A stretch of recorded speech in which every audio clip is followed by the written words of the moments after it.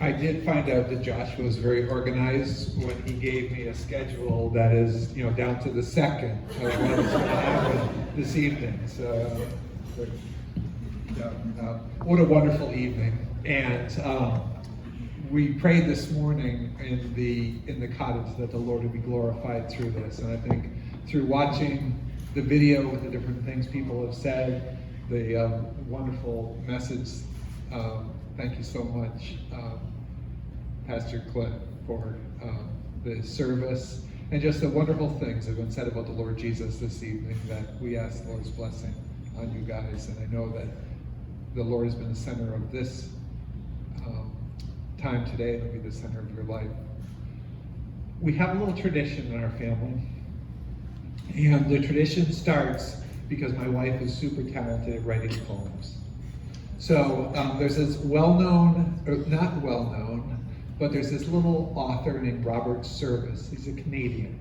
And so when we were kids, and then when our kids were kids, my dad always read Robert Service. So Robert Service had a great big book, but we only wanted to hear 3 poems out of that book. We didn't care about the rest. We wanted to hear the 3 poems. So one poem was named The Cremation of Sam McGee. So, what a fitting poem, right? So, since Sam was named Sam, we had to use it for his wedding. So, Catherine penned The Cremation of Sam McGee for that. And we thought about Olivia. There's 2 other poems in the book, and we thought about Olivia. She's lived a lot in Europe, so we said, maybe one with a little French flair might be good. So, we're going to have one with Jean Desprez, and I think she's going to like it. There's a 3rd poem too, and luckily we have one more daughter. And the 3rd poem is called Bessie's Boil. So Bessie has a boil on a spot where the sun doesn't shine, and she goes to the hospital to get it checked out. It goes from room to room as she keeps getting recommended to go see the next man with the white coat. It turns out they're all painters because the hospital is under renovation. But anyways, Hannah, I think Bessie's Boil is your baby. So now, you're glad you don't have Bessie's Boil, aren't you? There we go. To Olivia and Joshua, from your friend, Jean Desprez, and also from your dear mom. Hopefully I can read this in the lighting here. We'll start with a disclaimer. The following incidents are purely non-fictional and represent the people living and dead. Not even the names have been changed to protect the guilty. O ye whose hearts are resonant and ring to love's romance, hear ye the story of a man who got a second chance. A second chance to win a maid, fair both of face and frame. How he missed he 9 long years ago, oh hang thy head in shame. Hearken how yon heroine turned tales of woe alarming to a tale of woo and wed her wonderful Prince Charming. Palm Beach Atlantic is the school for Liv, said one day, said Graham, you'll get an education, maybe find a bride for Sam. Thoughtfully Livy paused, and she swallowed her linguine. No more boots and jackets, only flip-flops and bikinis. First day she found Artelli, plus a man who made her sigh. Prince Charming was his nickname that her roommates gave this guy. But with skirts and flirts, the female horde was ravaging the school. Girl-boy odds were 10 to 1. Would Prince Charming miss this jewel? Cinderella mopped her drool and tears that made a puddle. Her heart flip-flopped, pitter-pat, her mind was in a muddle. Her snuggly stepsisters took pity, good advice they gave. We hear he is persnickety. Oh girl, you must be brave. Kayla said, Try some winking and learn my come hither look. My lip licking and shoulder rolls. Someday I'll write a book. We're still waiting, Taylor. Ashley shook her head and said, "You sound just like her mother. Awful tactics, such as those will only attract a brother."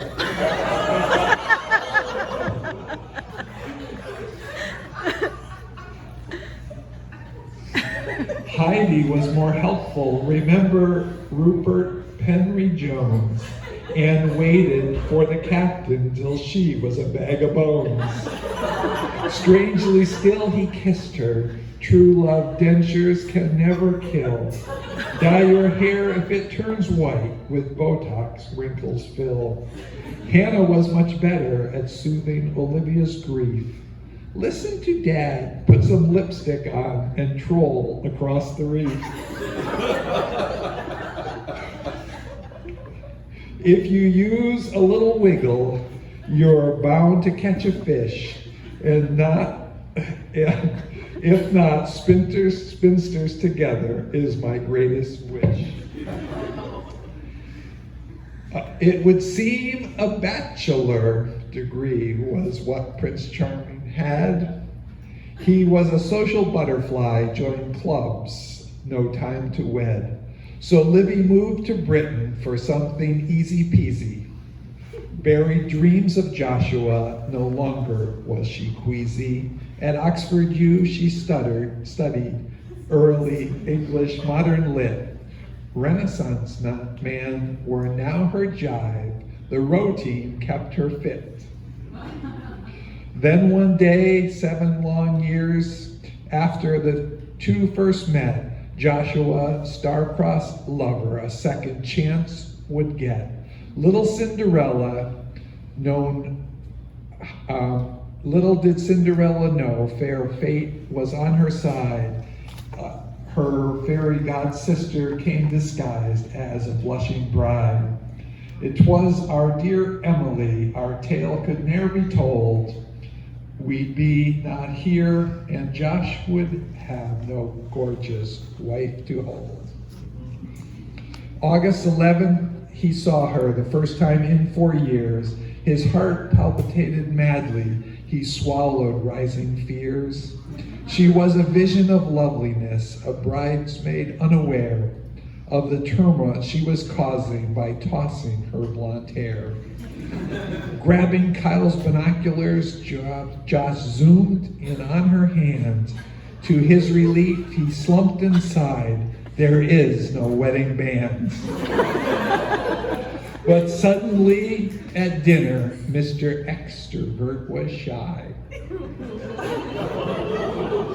She won't stay on the market long. It's time to do or die.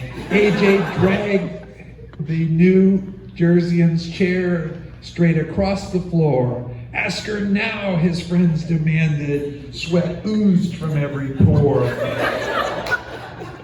Josh did swoon and sway and put the jitter in jitterbug. Olivia, please dance with me. I sure could use a hug. While at school, he'd been oblivious to Liv's many charms. Now the scales fell off his eyes. He danced with her in his arms. She floated like Ginger Rogers, and he was Fred Astaire. He did not know the bathroom breaks were not to fix her hair. Ashley and Kayla were plotting a dance crash course they gave. They were in cahoots with Evan. Across the room they waved. An impromptu after party sprang so they would connect. The next morning, Josh searched to Heathrow, London, flight direct. Then he wrote 2 girls he met on eharmony.com. He finally found the gal he wanted to bring her home to mom. Clink your glasses together, for I will no longer ramble. Let the kissing now commence. Mr. and Mrs. Campbell.